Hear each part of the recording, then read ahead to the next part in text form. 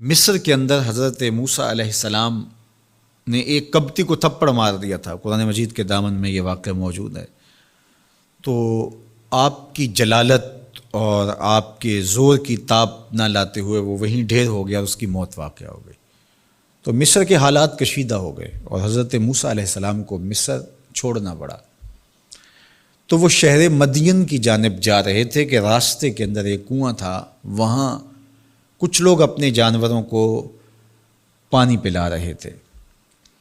تو حضرت موسیٰ نے دیکھا کہ دو پردہ دار خواتین ہیں، وہ اپنے جانوروں کو ایک سمت لیے کھڑی ہیں۔ سمجھ گئے کہ مردوں کے ہجوم میں آنا نہیں چاہ رہی، ان کا حیا مانے ہے۔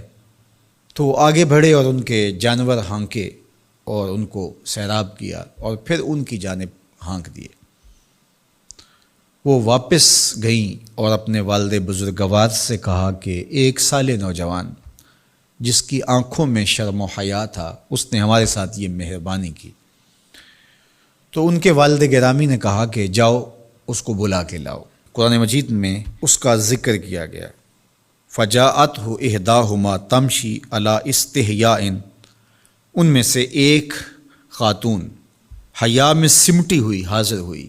اس نے کہا کہ ہمارے والد گرامی آپ کو بلاتے ہیں، آپ نے ہمارے ساتھ جو مہربانی کی ہے اس کا وہ اجر دینا چاہتے ہیں۔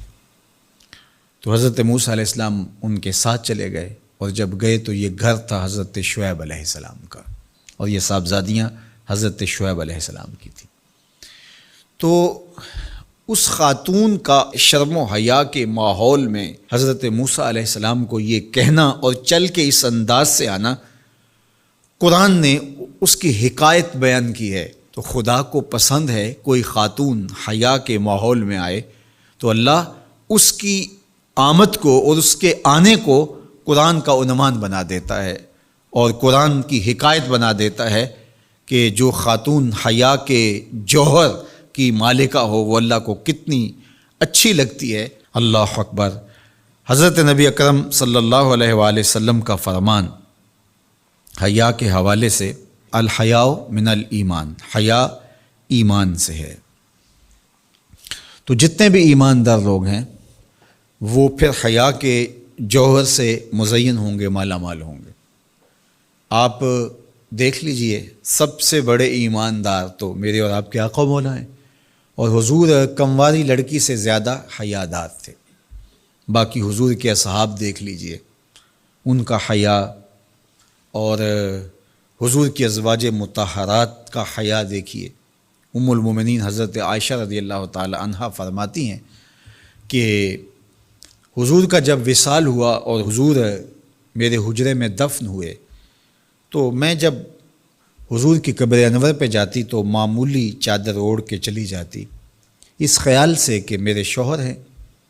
پھر حضرت ابوبکر صدیق رضی اللہ تعالیٰ عنہ کا وصال ہوا تو وہ بھی ساتھ دفن ہو گئے، تو میں پھر بھی اسی حالت میں جاتی، اور میں سوچتی کہ ایک میرا شوہر ہے اور دوسرا میرا والد ہے۔ کہا پھر حضرت عمر رضی اللہ تعالیٰ عنہ کا انتقال ہوا اور وہ بھی ساتھ مدفون ہوئے۔ تو حضرت ام المومنین فرماتی ہیں کہ اب جب میں جاتی تو میرا جانے کا انداز مختلف تھا۔ فواللہ ما دخلت الا وانا مشدودۃ علی ثیابی حیاء من عمر۔ کہا اب جب بھی میں جاتی تو خوب اوڑھنی اوڑھ کے اور چادر لے کے جاتی، مجھے عمر سے حیا آتی۔ یہ ام المومنین کا انداز زندگی ہے۔ مخدرات اسلام کو اس سے سیکھنا چاہیے۔ جو قبر میں دفن ہیں ان سے بھی یہ حیا کریں، جو مومنوں کی ماں بھی لگتی ہیں۔ اور آج یہ دلائل دیے جائیں کہ پردہ تو جناب دل کا ہوتا ہے، چہرے کا پردہ تو نہیں ہے۔ باقی کسی کو اپنی آنکھ میں شرم پیدا کرنی چاہیے۔ عورت کو کیا ضرورت ہے کہ وہ اپنے آپ کو ڈھانپ کے رکھے؟ اب ام المومنین کا عمل یہ ہے کہ فرماتی ہیں کہ میں اپنے آپ کو خوب سمیٹ کے جاتی حیاء من عمر۔ عمر قبر میں ہیں لیکن ام المومنین فرماتی ہیں مجھے پھر بھی حیا آتی۔ اور حضرت سیدہ طیبہ طاہرہ حضرت فاطمہ الزہرا رضی اللہ تعالی عنہا نے کہا کہ عورت کے لیے بہترین پردہ یہ ہے کہ اس کو کوئی غیر مرد نہ دیکھے اور وہ غیر مرد کو نہ دیکھے۔ تو جب یہ ہمارا دین ہمیں سکھاتا ہے اور حیا کا یہ سبق دیتا ہے، بڑوں سے حیا کرنے کی تلقین کی گئی، اللہ سے حیا کرنے کی، اس کے رسول سے حیا کرنے کی تلقین کی گئی۔ صحابہ فرماتے ہیں بعض اوقات ہم کچھ پوچھنا چاہتے ہوتے تھے اور حضور کے حیا کی وجہ سے ہم ایک عرصہ تک وہ بات نہیں پوچھ پاتے تھے۔ آج دادا کے سامنے بچے جس طرح بات کرتے ہیں اور جس طرح بچوں سے حیا کا جوہر ختم ہو گیا ہے اور اس کو وہ تہذیب نو کا کرشمہ سمجھتے ہیں اور جدید دور کی کرامت سمجھتے ہیں، یہ دور جدید کی کرامت نہیں ہے، یہ